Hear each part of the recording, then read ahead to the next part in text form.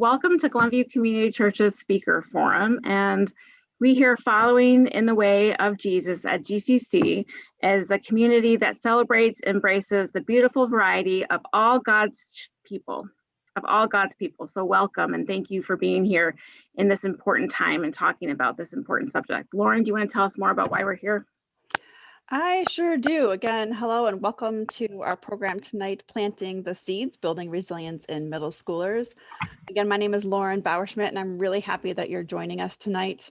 You know, it was about a year ago, right before the shutdown, when we officially announced to the Glenview Community Church congregation that we're going to start working to become a wise congregation, which means to be welcoming, inclusive, supportive, and engaged with all who are living with mental health challenges. Little did any of us know what a tremendous challenge and opportunity for our program COVID-19 was going to be for all of us. So one step in this process for our church is to educate the congregation on mental health. And, you know, as our knowledge and the way we engage with this topic increases, we can challenge negative stigmas among friends and coworkers. And by attending webinars such as these and through open dialogue, we'll push ourselves to learn even more. So the first speaker forum we had was last November, and it was actually on facing mental health issues during a COVID pandemic with Jim Liggett, a licensed clinical psychologist who lives here in Glenview. He was great at providing ideas on physical, emotional support, plus how technology and language can help us. It's available on our YouTube channel, and I'm going to put it into the chat. What's great about doing these on Zoom, even though we'd love to be together, is that they're recorded, so you can watch them later. You know, in the last year, we may have felt overwhelmed, anxious, depressed in some capacity, and we know our kids are feeling it too. School, sports, and after-school activities have all changed for our kids. You know, it feels like succeeding in a single class requires the same level of control and fortitude as doing your taxes every day for each class. And that really leads us to tonight's speaker forum focusing on middle schoolers. I have a kid, a child, sixth grader at Springman, as well as two older kids at GBS.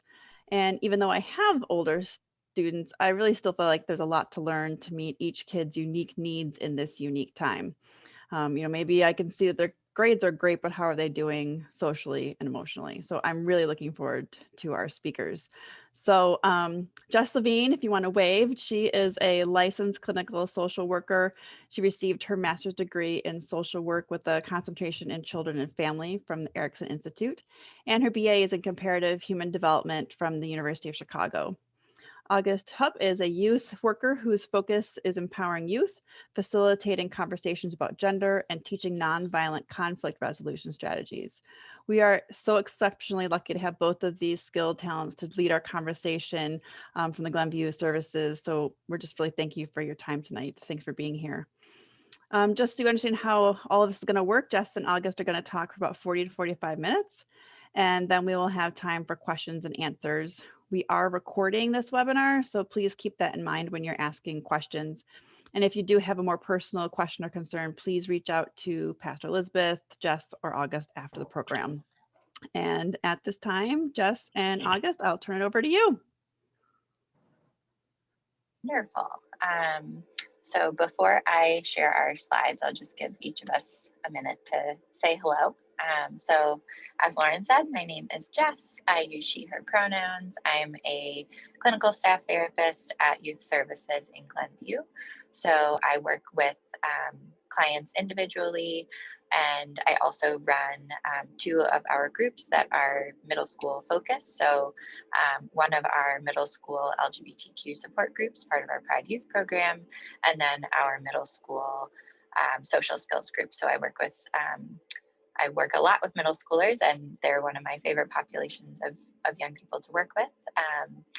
And super excited to be here with all of you today.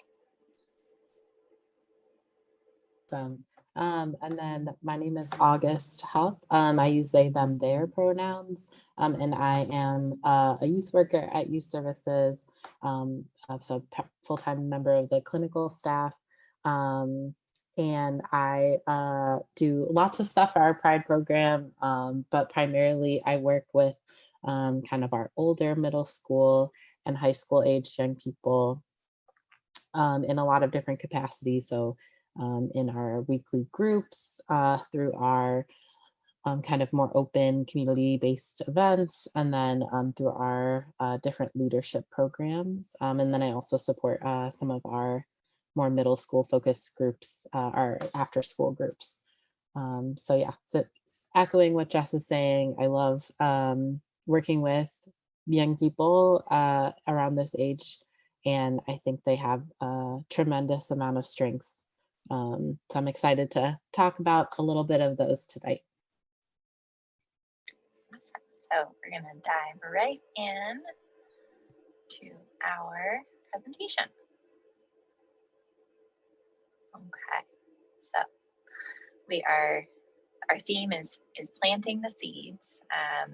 For any folks who have done screen sharing in Zoom before, you know that as the screen sharer, you can't really see the folks that you're talking to. So August and other kind of facilitators on this call, I will be leaning on you to kind of moderate in the chat or see if folks want to kind of jump in. But this is our plan for today. So the first thing that we just wanted to make sure everyone knew what youth services was. So we provide individual and group counseling.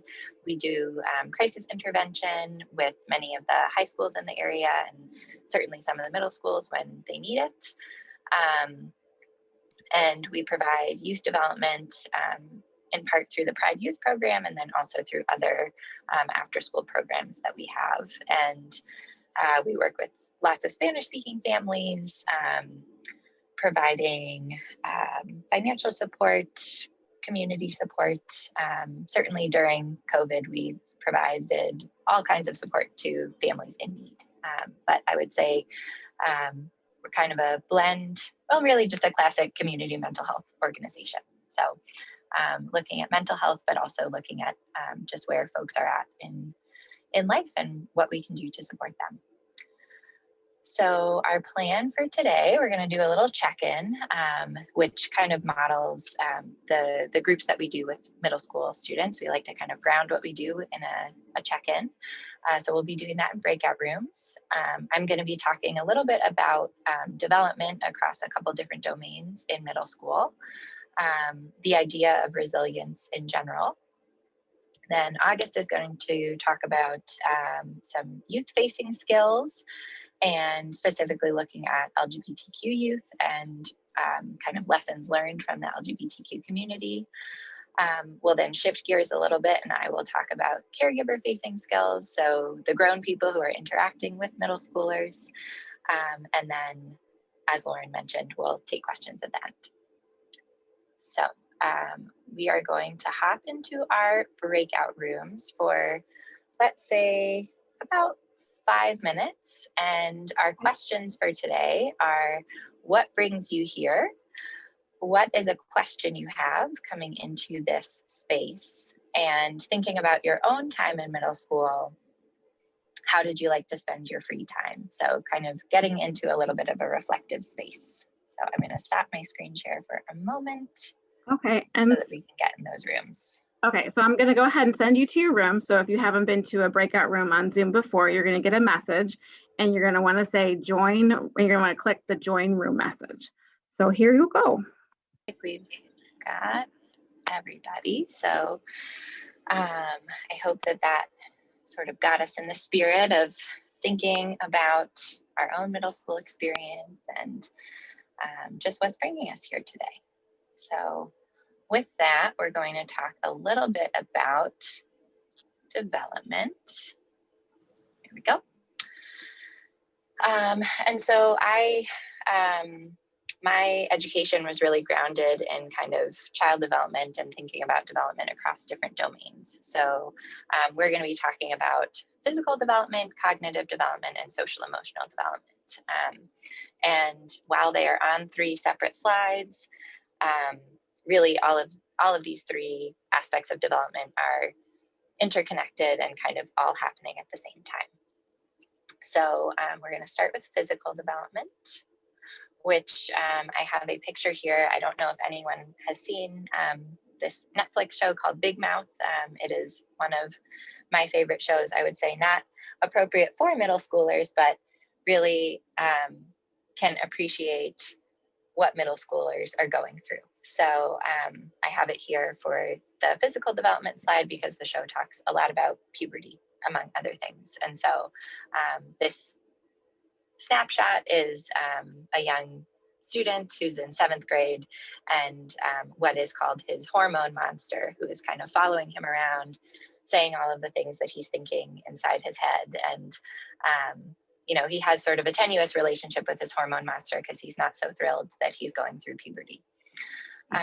So kind of the main physical development that's going on during middle school, we've got puberty. So lots of physical changes, hormonal changes going on in the body. Secondary sex characteristics coming in that can be exciting for some young people, scary for some young people, just can bring up a whole broad range of emotions. Lots of brain development happening during middle school. So we are in kind of another process of what we might call pruning. So kind of getting rid of stuff that we don't need and really strengthening some of the neural connections that we need to hold on to, which kind of connects to executive functioning, which I will talk about in the next slide. But our brains are working really, really hard when we are in middle school just to think about what we need to keep and what is less important information for us. And I just wanted to note that physical development during middle school has such a broad range of variation, which can sometimes bring about comparing ourselves to others. So, you know, I have some middle school clients who feel like I'm way too short and some of them who feel they're way too tall. And so being able to validate that there is such a broad range in what's going on. And so you might look just like your friend and you might look totally different. And that doesn't mean there's anything wrong with your body or their body. And, you know, just noticing those physical changes. And then when we're thinking about cognitive development, so I've got this picture of these two folks sort of arguing over, is this figure on the ground a 6 or a 9?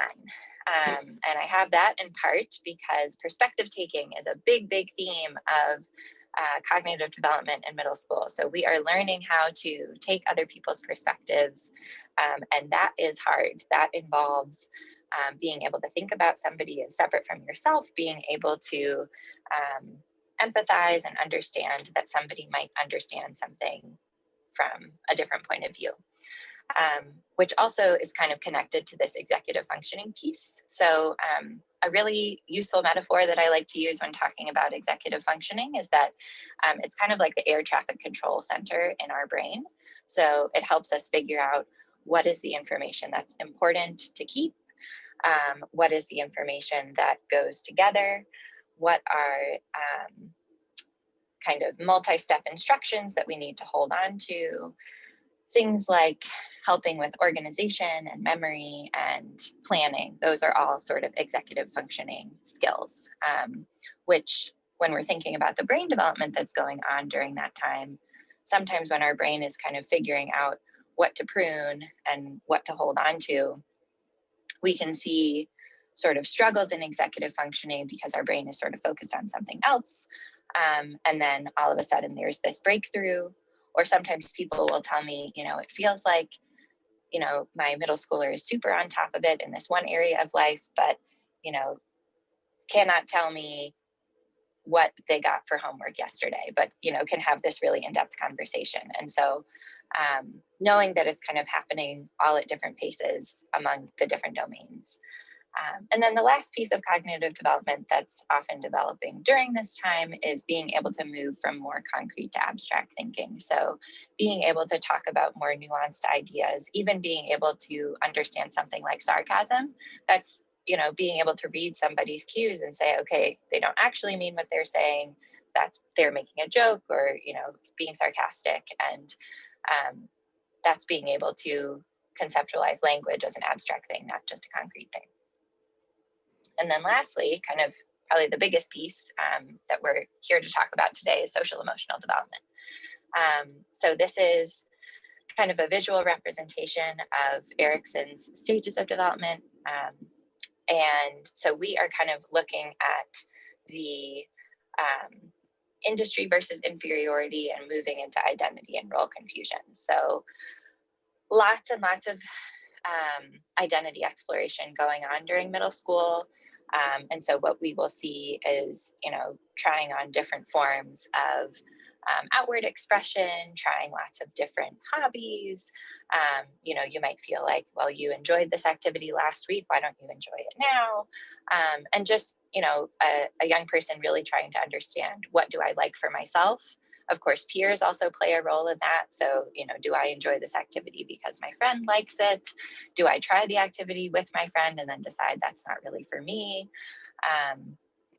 And then the other piece here, I think particularly for caregivers in the space, is that middle schoolers, and I would say kind of moving from late elementary to middle school, we're working on moving from co-regulation to self-regulation.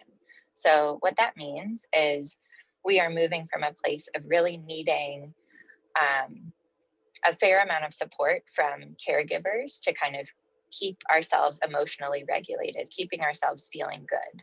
And then by middle school, oftentimes the expectation is, and is developmentally appropriate expectation to have, that there are times when you'll be able to self-regulate. So you'll be able to identify, what do I need to do for myself to keep myself calm in this situation, to handle a challenging moment with a friend. Now, what that often can look like playing out is a real push-pull where, your middle schooler will say to you, I can handle this on my own. And then when you say, okay, great, you can handle it on your own, they will come back at you and say, why aren't you helping me with this? And so being able, as the grown person in the space, to kind of recognize that this is what's happening for them. They're kind of in this space of, I want the co-regulation, but I also want to, move into this more self-regulating place and feel a little bit more confident. But as we all know, that's really hard work. So those are just kind of broad overviews of different areas of development. And then why we're all here today, this is a definition of resilience that I like to use. It really, I think, just simplifies what we're all here talking about today, the ability to adapt in an adverse situation. So if we think about this last year, the pandemic has been a fairly adverse situation on all kinds of levels, whether it's, not being able to see family or losing loved ones, to, not being able to see friends and not being able to go to school in person. There's just been a lot of loss. That's certainly within the mental health field. We've been talking a lot about grief and loss this year, along multiple levels. And so along with that is this idea of resilience, that we have the capability to adapt and shift, and that's sort of built within us as human people. And I wanted to just highlight a few different risk and protective factors that contribute to our resilience.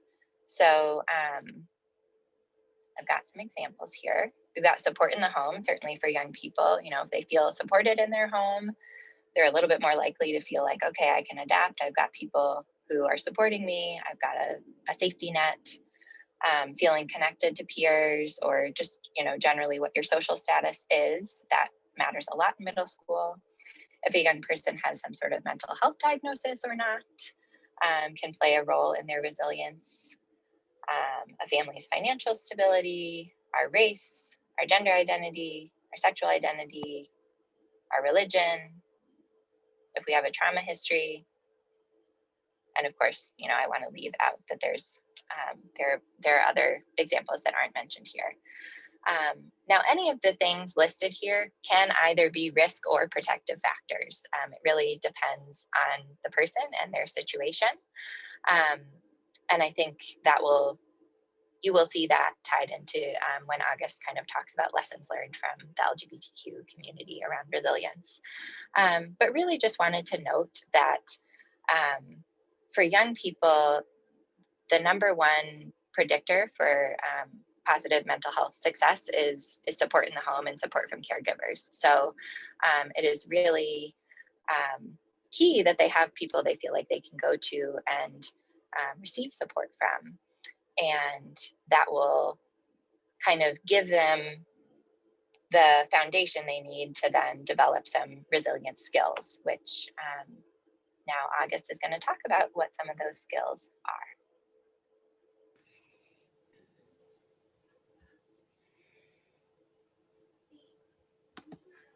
Oh man, I've been doing Zoom for far too long to have not realized I was muted. Wonderful. Well, thank you, Jess, for that kind of great intro.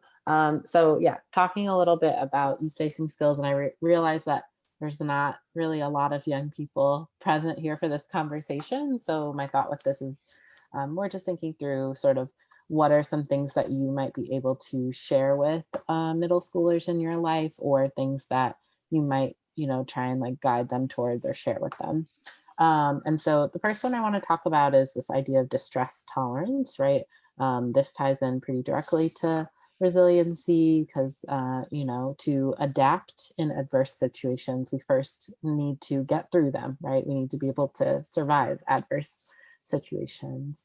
And so distress tolerance, I'm borrowing a lot from something called DBT, which is dialectical behavioral therapy. It's like a very big, wordy phrase that sounds super official, but there's a lot of things in there that you may already start to practice. There's lots of mindfulness and meditation and even just some kind of basic sensory things that help us get through really challenging or overwhelming moments.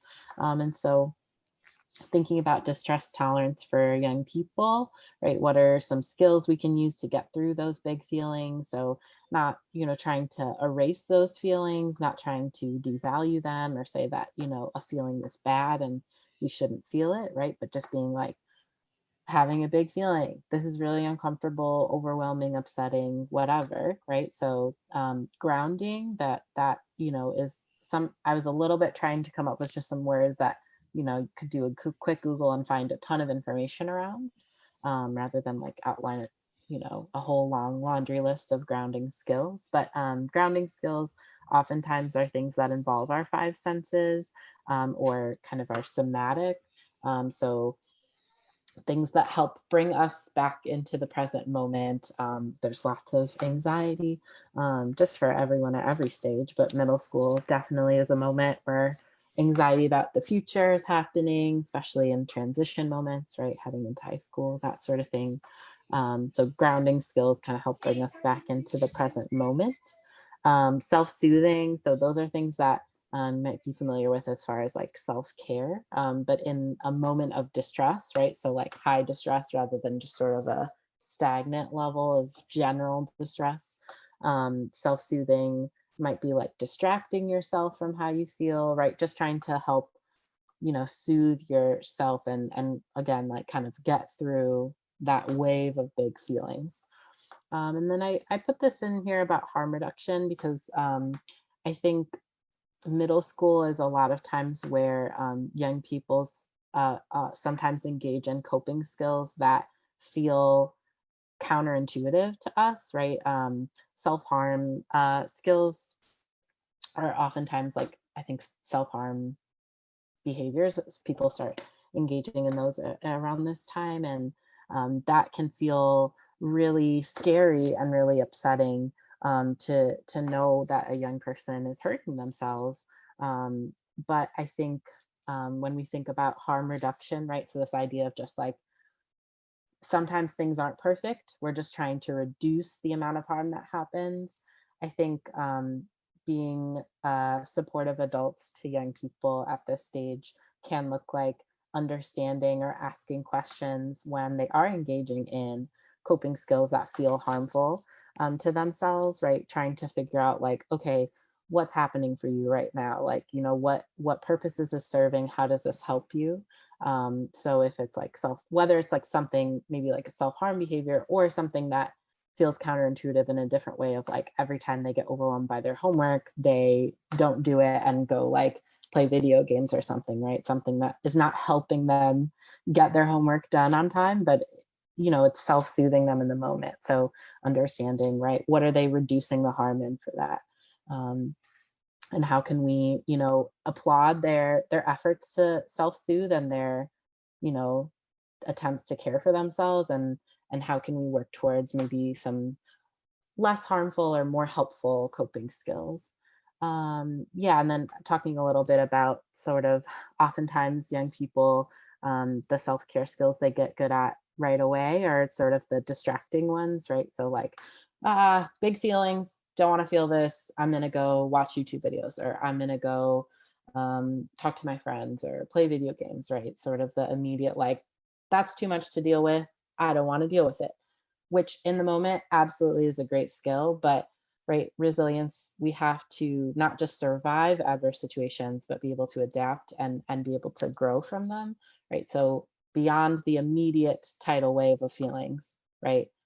Maybe we felt really overwhelmed by homework, had a panic attack, distracted, we've come down, homework is still there, right? Teacher is still expecting that homework to get turned in, right? So how do we kind of get out of the cycle of just immediate kind of response or being reactionary, and building towards, better systems? So I put systems and structures, right? I think school is a big stressor, which is why I keep coming back to it as example, but it could be other things too, other, transitions or changes happening in the home or family system. But yeah, just figuring out like, what are some systems and structures in place to help us kind of, maybe not feel such a big wave of feelings next time we have to engage with that stressor. Exploring with supports what you've learned, right? So after we've come down from that, who are safe adults or safe supports we have in our lives that we can talk about that with? How did I feel? What helped me calm down? How long did it take even, right? That can be helpful of like, okay, I'm having a panic attack. The last time it lasted 10 minutes. So let's just, I can make it through 10 minutes of extreme discomfort. And then, yeah, identifying and observing how you felt after the fact in a safe space. Those are some of those developmental skills Jess was talking about. Working on, right? Even adults, it's really hard sometimes when you're in distress to be able to just like sit and be like, okay, I'm not actually angry, I'm actually hurt about this thing, right? It can be really hard to do that skill, but that skill can be really helpful in developing resilience. So practicing kind of building up to being able to identify how you feel in a moment of distress, kind of working towards building that in the moment awareness by kind of reflecting afterwards. And then just like the general, this is the thing, again, a lot of these lessons are things that apply to people of all ages, as you can see, but just sort of what can we control and what's out of our control, right? Trying to practice some radical acceptance, letting go of some things that just suck and are out of our control, like pandemic, for example. Then again, just sort of thinking about resilience as something we want to kind of move towards. I think motivation is a thing that I have heard from a lot of young people, especially young people this age, where just sort of feeling like they're not motivated to do school or, do chores or just like some of those kind of executive functioning or even things that require higher levels of like focus or attention, just feeling like I can't do it because I'm not motivated to do it. I don't want to do it. I'm not inspired to do it or passionate, which some, can be connected to some bigger patterns like depression and anxiety, but sometimes it's just like a result of, the time of year even, or just like where you're at. If there's other stuff going on, it can be hard sometimes. And the instinct is to wait for motivation to come because it's like, well, this feels really hard, so I can't do it. And so thinking about the idea of resilience versus perfection, right? That things don't have to come easily for us for it still be worth it for us to try, right? And that we don't actually have to wait for motivation to come. Sometimes we can just do it, right? Like just do it, and we don't need motivation to get something done, and sort of building that, again, distress tolerance, but even just on a more smaller scale or everyday level of like being able to do things, you know, and sort of be like, listen, I'm at half tank today, so but I'm gonna get this much done, and that's enough, right? What I did is enough, and not feeling like if I either have all this motivation and I'm an A+ student, or I can't do it at all, right? Another thing that can be helpful, kind of moving away from this idea of perfection and moving towards like an idea of like resilience, is talking about values with young people. This is again kind of connected to the thing of like feeling like you have to be motivated to be able to get things done, or, you know, even engaging with like friends and different things, right? Sometimes young people, I think, get stuck in this thing of like, well, I don't like myself, or I don't like how I look, or I don't feel the way I want to feel, right? And sort of being like, thinking that because they don't feel that currently, they can't live in, like, they can't make choices that support the way they want to feel. And so having conversations about like, okay, how do you want to feel, right? Sort of thinking about imagining bright futures, like what's important to me, like in the future, right? When you're not in school, or when you get to live on your own away from your siblings, or, you know, whatever stressors they're trying to like escape from, or like this sucks right now, and when I don't have to deal with it anymore, I'm going to feel totally different, right? Thinking about like speaking to that, okay, like if we don't like ourselves right now, like are the choices we are making leading us closer to feeling that way, or are they kind of keeping us where we're at? This is something we see show up with young people at this age a ton in like humor. So lots of like self-deprecating humor, dark humor, which can be a sign of resilience, right? Being able to laugh in moments of stress and trauma are definitely resilience skills that, you know, again, cross many ages. But thinking about, right, if I don't like myself, but I hope to one day, and I kind of expect to one day, is me making jokes about how I'm, you know, like I'm trash, or I'm not pretty, or I'm not smart, right? Are those things leading me closer to how I want to feel? Or are they kind of working against that and keeping me where I'm at, right? So again, this sort of thing, like we don't have to wait until we magically feel better. We can start making choices and be like, man, I really don't like how I look, but I'm going to put on this sweater because I like feel a little bit better when I'm wearing regular clothes rather than when I'm like still in my pajamas, you know, or whatever. And then the last thing I just wanted to say is just sort of normalizing experiences. This is a thing that adults can definitely do, but also young people can do, of just like not, I think there's a lot of like looking around and being like, everyone else has it figured out. Everyone, you know, this thing comes easily to everyone my age. And I think that there's a lot of power in young people being honest with their friends and with the adults in their life of like, I'm really struggling. Like, yeah, I have a B in this class. Like I'm doing okay, but like, it's really hard. Like I have to study a lot and like, I don't feel motivated, but I'm doing it anyway. Because that sort of builds some collective you know, capacity to be like, oh, I'm really struggling in this class a ton too. Like, can we study together? We'll talk a little bit more about community in a second, but just sort of the ability to normalize those experiences and move away from perfection. And then the last one is just asking for help, right? Kind of what Jess was talking about co-regulation versus self-regulation. This is a skill that young people are working on building at this time in their life. And so these are just some things that could be helpful for building those skills. So thinking about like times in the past that young people have received help from adults, right? Like what's been helpful? What about that situation made you feel comfortable asking for help? Like what did the person, you know, what did the adult do? What was the setup? Was it one-on-one? Was it more casual? Was it like an adult that wasn't directly related to the situation, you know, whatever. And then thinking about like kind of the flip side of that, right? So like, what are the feelings or situations that, you know, don't feel good and don't make you feel like, you know, you're able to ask for help. And then the next one is just sort of thinking about like, really like it can be really helpful to make a tangible object to even like map out, right? It's hard in the moment when we're upset to have some of that perspective.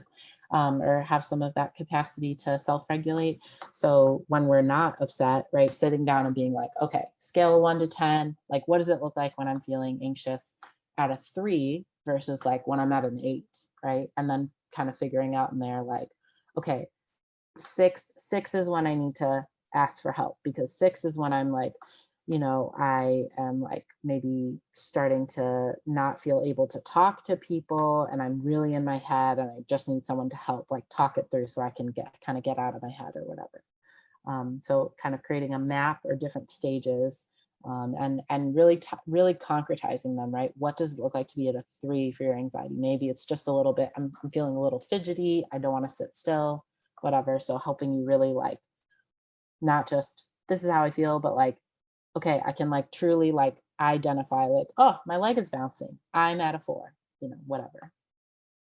And then, yeah, practice asking for what you need.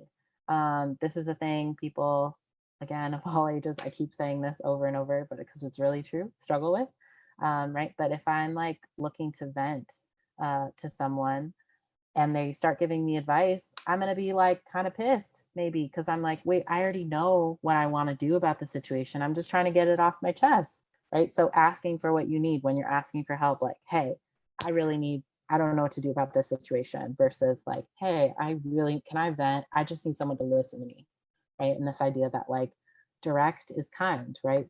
Communicating directly with people is kind. It's not, you know, we don't always have to couch things with lots of like apologies and everything, that we can be direct and be like, hey, like, do you have time to talk? Because I really need a vent.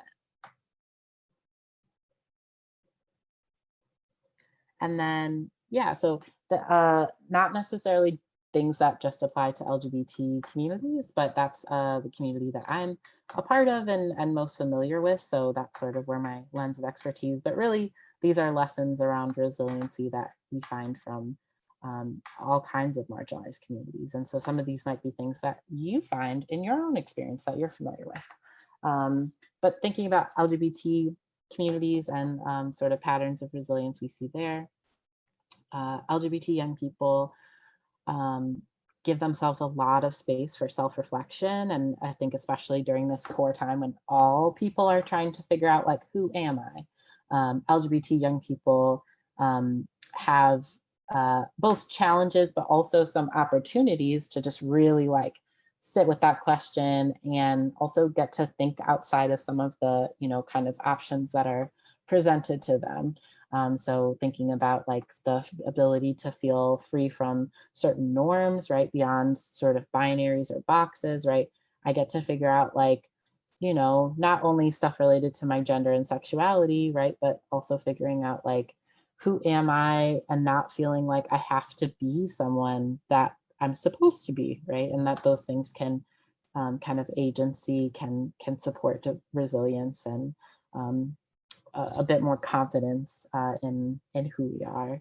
And then thinking about different experiences with oppression. So kind of looking to different communities and what are the different patterns of choices or resilience that have cropped up for different communities, right? How have they coped and set up, you know, both individual patterns of behavior, but also community-wide structures to survive, you know, decades of violence and oppression.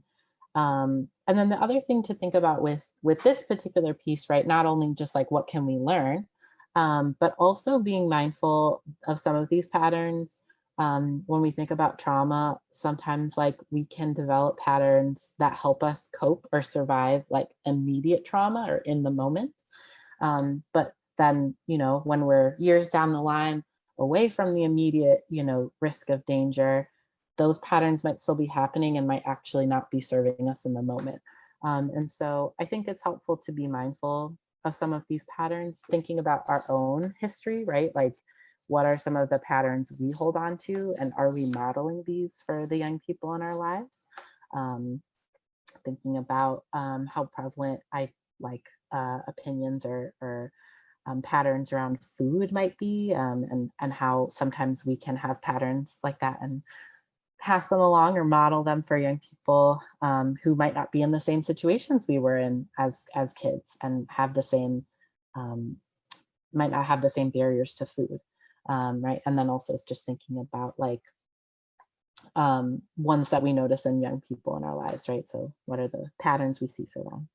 And then the next one is just thinking about community, LGBT young people get real creative in searching for community. A lot of them are, you know, often the first or sometimes the only like out person at their school or one of the first. And so getting creative and searching for community with young people, obviously that often comes with like boundaries and safety. So, you know, are there groups in your area that they can join to, you know, make friends and connections? Are there safe spaces online that they can, and sort of what are the boundaries that we want to make that they want to create around that to make sure that they're engaging safely online with other people. Practicing conflict.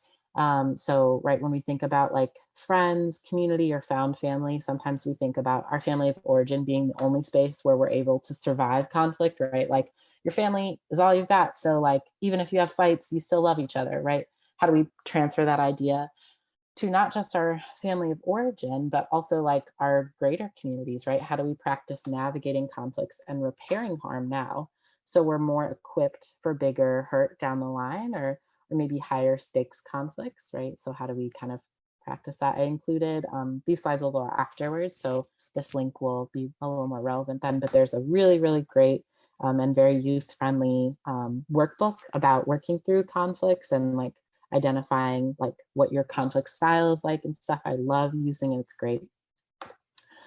Thinking about strengths-based supports, right? So a little bit of what I was talking about earlier, where like, let's say you're just looking to vent and you know that your friend always has something to say, like always has advice, is a really like pragmatic kind of problem solver.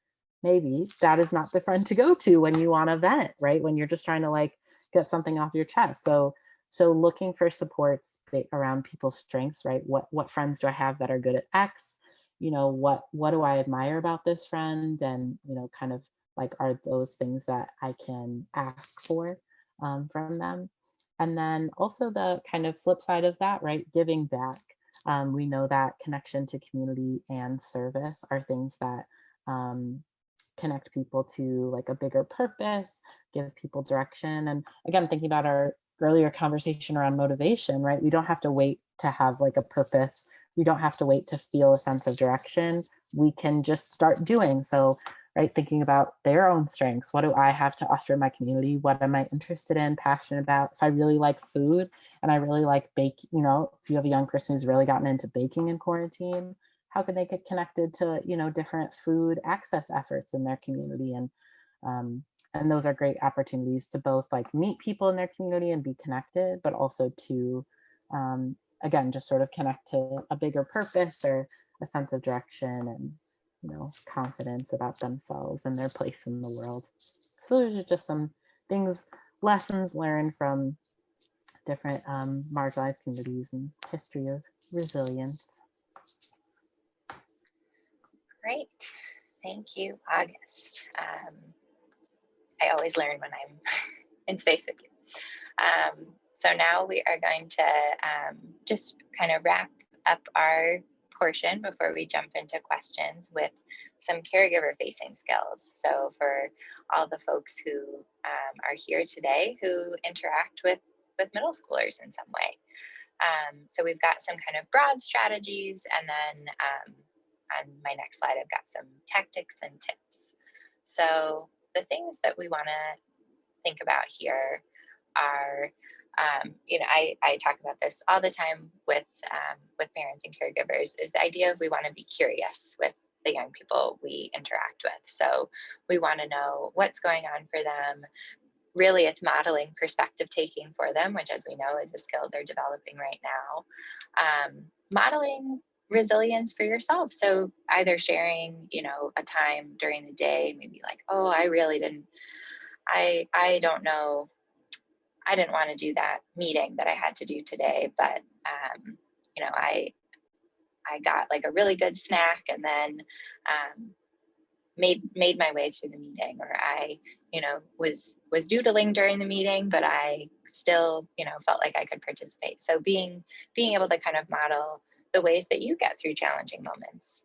And I think kind of going back to our slide on asking for help, we want our young people to know it's okay to ask for help. It's okay to that, part of resilience and part of adapting is figuring out how other people are connected to us, and that nobody is kind of going it alone. Also, we want to think about helping our young people move beyond an either or mindset into a both and mindset. Now, cognitively, this is going to be much harder for a middle school age person because of that cognitive development that's going on. And so, like the title of this presentation, really what we are hoping to do right now is plant some seeds. So giving them the idea that, there's more than one way to look at something. There's often, no one right way. And so when they're getting, if they're getting into an argument with friends about, well, this YouTuber is canceled now, and I don't know why this person still wants to follow them, being able to again, kind of encourage that perspective taking and say, I can see why, maybe you're feeling upset about this. I wonder if your friend has a different idea. And then I often find it is helpful as a grown person working with young people to really look inward at, moments when I feel myself getting reactive or feeling like, oh, something that they said just really rubbed me the wrong way. And remembering, okay, I am the grown person in the space. I'm the one who kind of is holding the space, and then kind of taking time outside of space to think through, what was going on for me there, what happened that kind of made me feel reactive or stirred up. And then just thinking through some specific tactics. Validate. I cannot say this enough. Young people, particularly in middle school, feel sort of a rocky sense of, am I of value to people? Do I matter? They want to feel seen. They want to feel heard. And so, when they come to you and say, wow, remote learning just sucks, you may be holding in your mind, okay, well, there's a reason the school decided to do things this way or that way, or, as we as a family decided to do things this way or that way. You can get to all of that, but in that moment, the first thing you want to do is, yeah, I hear you. I'm sorry that is what you're feeling right now, because that sounds hard. And find a way to empathize with their feeling and understand where they're coming from. I am also a big fan of wondering with young people, wondering what something is like for them. The example I have here is, if somebody was really struggling to turn an assignment in and then they finally got it in, instead of just saying like, great job, you did it, asking them, I wonder what it was like to finally get that in. It seemed like, you worked really hard to turn that assignment in. And I'm wondering, how you're feeling now that it's over. And then as caregivers, being able to let go of perfection, both I think within yourself, but also, the expectations that we sometimes hold for young people, even if, they often admire their caregivers. And although at this point in middle school, sometimes they are a little bit less vocal about how much they may or may not admire you. But we want to celebrate the idea that we can try something new and it can go really poorly.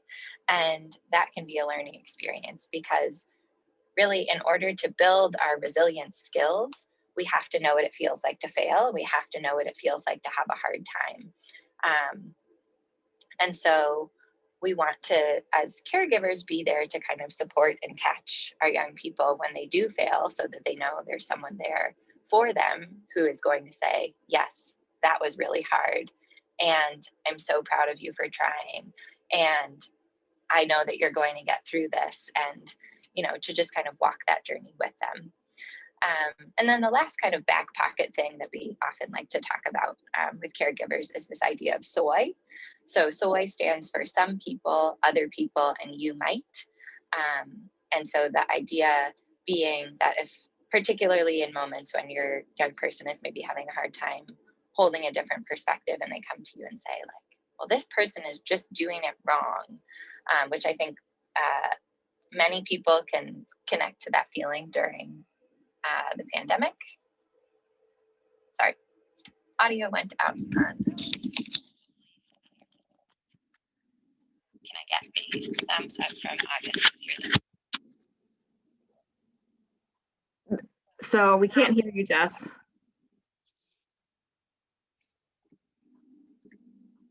How is the audio now? It's better. Great. Loudly. Okay, so we've got some people, other people, and you might. So just the idea that people, I think, have a lot of feelings about if people are sort of doing things right during the pandemic, and being able to kind of present to your young person, you know, some people are making this type of choice and there's probably a reason for that. Other people are making other choices. You might want to do something different, or we as a family are doing something different, and being able to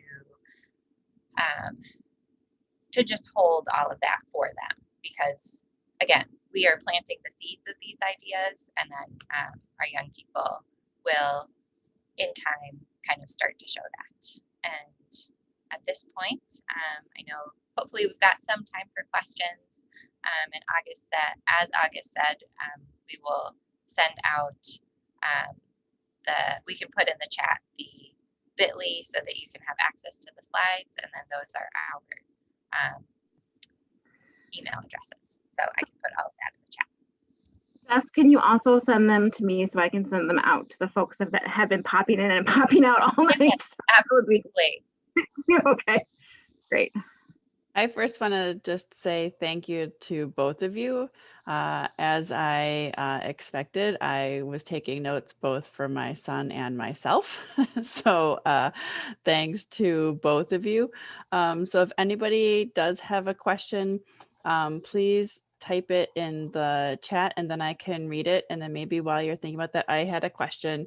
August, this was on one of your slides on distress to tolerance. You're talking about kind of that initial self-soothing, like in the moment, I'm overwhelmed, I'm self-soothing. And then you had the, what do we do to survive afterwards? And then what can we control, not control, which is all awesome for that young person. But I think sometimes as the parent, you might not know which of those stages your child is in or how to help in the moment. So could you speak a bit to that from the parent side of how to help your kid in those areas?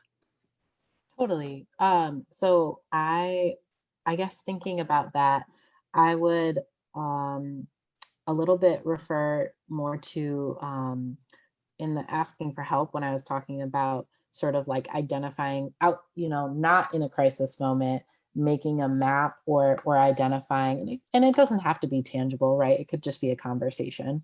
I have a terrible memory, so I love a written document.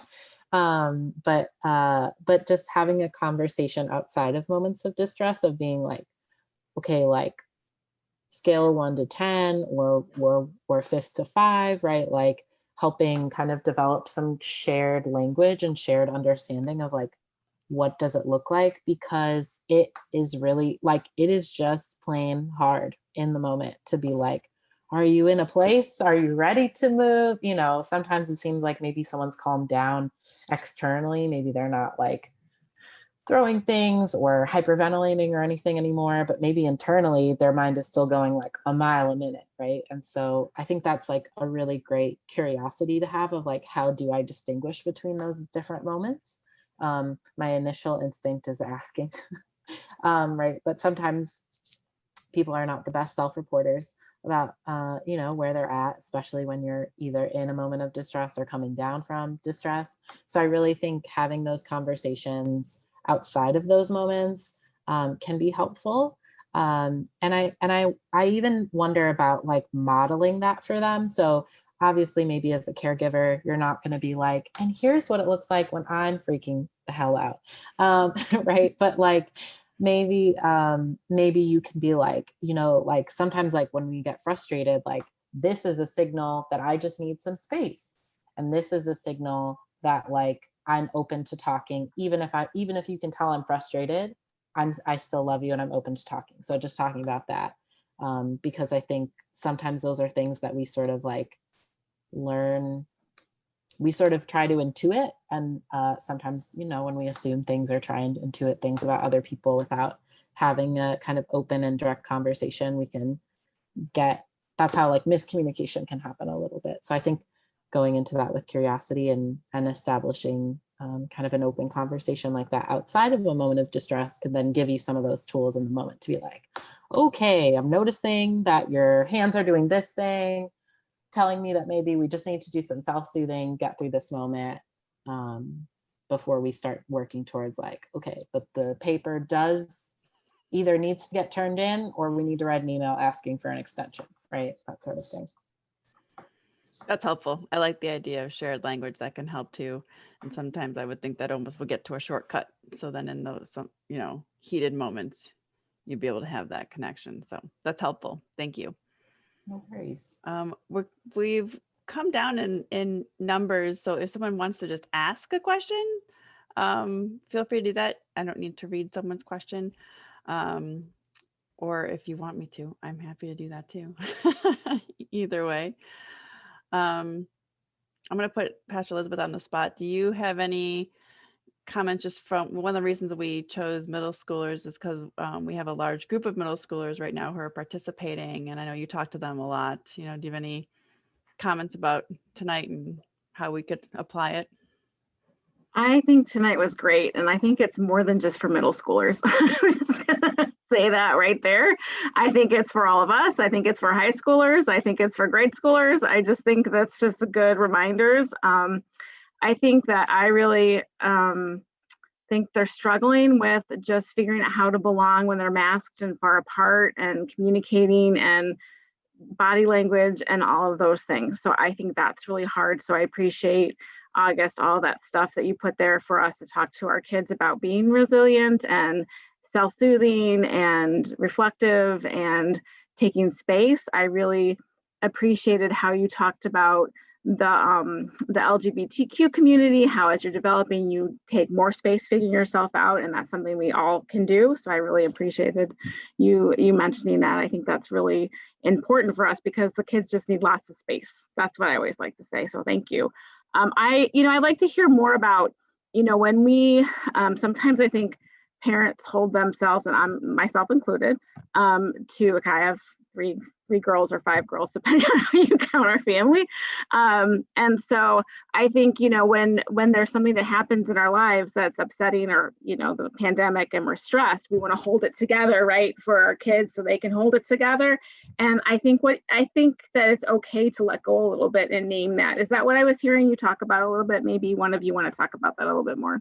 Yeah, I can jump in on this one. I think oftentimes that is the case, right? We want our young people to know, like, I'm handling it and I've got it. And because I work a lot with young people, and so then I work a lot with their parents and their caregivers. And what I will communicate time and again is then your young person sometimes will start to feel confused because they're like, is it really that hard? Because my grown people seem to be doing fine. So why am I not feeling fine?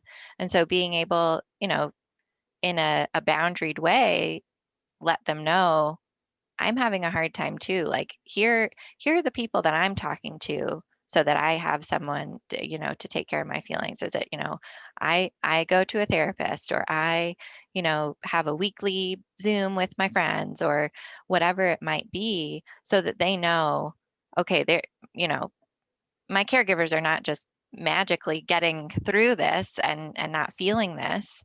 And I think you can also, be open with them that, and this is really just coming back to the resilience piece, this is hard and we have the capacity to get through it, that both of those things can exist at the same time. And again, your young person is going to have a really hard time holding those two things at the same time, because they are much more likely to go into a space of, this is hard, or I can deal with it. And so to be able to kind of continue to say to them, like, yes, I don't want to get out of bed today either, or I don't want to put on real clothes. Let's try and see what it feels like, and go through our day, and maybe we can evaluate at the end of the day, how did it feel to put our real clothes on? Did that help the day in any way? And like, was it still hard, but maybe a little bit less hard than the day before? Jess, we did get a question in the chat from Vincent Wilk. Question for Jess and August, father of 2 middle schoolers here. Any suggestions for developing resilience in the form of continuing to pay attention to Zoom lectures and breakout rooms when, despite their love of video games, that sitting in front of a screen all day can be quite boring? Yes, we're probably all feeling that, not just the middle schoolers. Yeah, totally. I will let August jump in, and then if I have additional thoughts, I'll share. Yeah, I would validate that I truly love my job, and I also still will have moments where I'm just like, enough of the screen. And just thinking about, I'm not a big video games person, but video games are just like a very different form of engagement, right? It's like a lot of interactive, engaging stuff, and teachers are sure working their hardest to make school interactive, engaging virtually, but we're all on a learning curve. And so I think, speaking to that, I'm thinking a lot about, truly, I'm just reflecting on all the things I've learned from Jess, and thinking about like validating first, and a little bit of like having some honesty and shared moments of like, oh, that sounds really frustrating, or like, I get it. Like, it's hard to listen after so many hours, or pay attention for a full class. And then sort of post validating, I would move more into a like, what are things you can do to help focus, right? Because focus, I think sometimes, like the resilience versus perfection, sometimes we're sold this bill that like, to be a good student or an attentive person is to like sit nice and neat, and like just watch and listen, and you're just taking it all in, or you're taking diligent notes, right? And like, that is just not the case for most people all the days. Right, so like, they might, what would having things to fidget, I've been fidgeting with my hands this entire meeting, right? So what are like things with that, fidgeting, moving our bodies? Is it like creating different spaces? Okay, it's like 30 minutes into school, I'm gonna move from my desk, I'm gonna sit on the floor on my stomach, right? Or like, so just like working, and I think being curious, and almost maybe trying to make it kind of like fun, like an experiment. I don't know, I'm having a thought of like, you could make like a chart of like, every day we're going to try something different to make Zoom class less boring, and almost sort of making it like a fun experiment of like, what works, what doesn't, which days are harder. Is it like Thursday, there's like a Thursday slump, right? And so we have to like really focus, or do some reward, like Thursday nights, like, some sort of special game happens after school or something. I don't know. I'm a little bit spitballing here, but just thinking about like, kind of again, approaching with empathy, and then curiosity around like that not everyone is the same type of learner, and everyone needs different things to help support the goal of focus. Jess, do you have stuff to add on to that too? Yeah, I think the one piece that I really have been focusing in on with a lot of my clients is our body needs and our bio needs during the day. So I have some clients, an 8th grader I'm thinking of who I work with, who we have a timer. Well, she has a timer set on her phone for every 30 minutes. She's doing a little bit of a body scan. So do I need to stand up for a moment? Do I need to go to the bathroom? Do I need to get a drink of water? During in-person school, there are natural moments in the day when we're getting up, we're changing classrooms, we are, having an opportunity to go to the water fountain, or whatever the case might be, and knowing that those things aren't necessarily happening in the same way, and not taking care of our bio needs can absolutely have an impact on our ability to attend to information and kind of stay focused. And so I would just kind of like underline that, and get curious about, do we have a glass of water by us? I really like having a glass of water by myself, because then I know as soon as a glass of water is empty, I have to stand up and I have to go fill it back up again. And so that is building up into my day an opportunity to stand up and move around, even if it's just for a moment. That is super helpful. I thought of one other quick question from our breakout rooms, and then we could probably wrap up. One of the people that was in our breakout room was saying that she's wondering how to integrate a middle schooler into the rest of the family.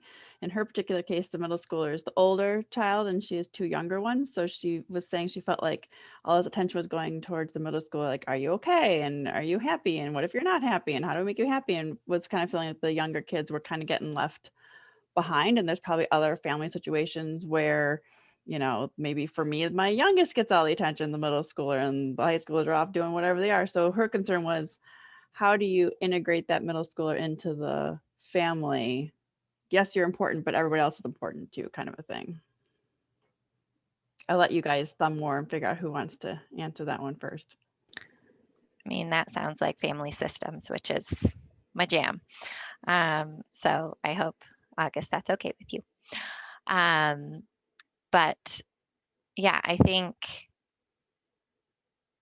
my first sort of curiosity is, was this sort of a family systems issue prior to this person entering middle school? And, was there sort of a thought of maybe this is someone who, needed a little bit more of attention when they were younger. And so now that's just kind of become a little bit of the family dynamic. But I'm also, so it sounds like in this situation, the middle schooler is the one getting a lot of the attention. And so the youngers are feeling, maybe left out, or, just unsure where they all fit. And so I would really think about maybe some of the strengths of the middle schooler and things that they can kind of share with their younger siblings. So is it, putting them in kind of a contribution or leader role? Is it, that they really enjoy arts and so they have kind of a special arts day together, or, some sort of activity that builds on this person's strength, but also kind of requires them to engage in a really pro-social way with their younger siblings. And I would also just be curious how much the middle schooler is wanting the attention versus, like, are they starting to maybe want some space and being able to kind of read where they're at. And if there's, concern that, like, if I let them go, then, XYZ is going to happen. And so I think also inviting whoever asked this question to do a little bit of reflecting on, like, is this, as my young person is going through a developmental shift, I'm also going through a developmental shift as a caregiver, of thinking about how to be a caregiver to a middle schooler and how that might look different than an elementary schooler. I have nothing to add. That was perfect. And I was also thinking about, like, kind of like not collaborating with your oldest child is not necessarily a third parent, right? But like collaborating and sort of supporting, right? Like that their role in their sibling's life is going to be a little bit more of a leadership role if there's, like, as an older sibling and possibly with like a little bit bigger of an age gap there. So I think that was great.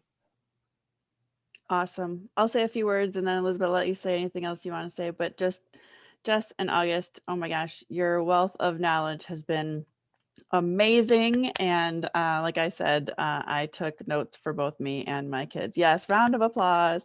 So thank you for being with us and for sharing. I'm happy that we will have your slides and we'll be able to share this on the YouTube channel, because as we know, like, this particular person had younger kids, so she's not on any longer because she's put her kids to bed. So it'll be available resource. So thank you so much. Elizabeth, any last words? No, thank you both for being here. I really appreciate it. It's so good to hear all of this. And I think it's so good as a reminder of how we can be better with our kids, because it's so challenging, it's so hard, and it's so easy to beat ourselves up as parents. We don't do it quite right, to give us that space. So thanks for that reminder, and thanks for the help tonight. And for those of you that are joining us that aren't part of GCC, we have lots of information about us on our website.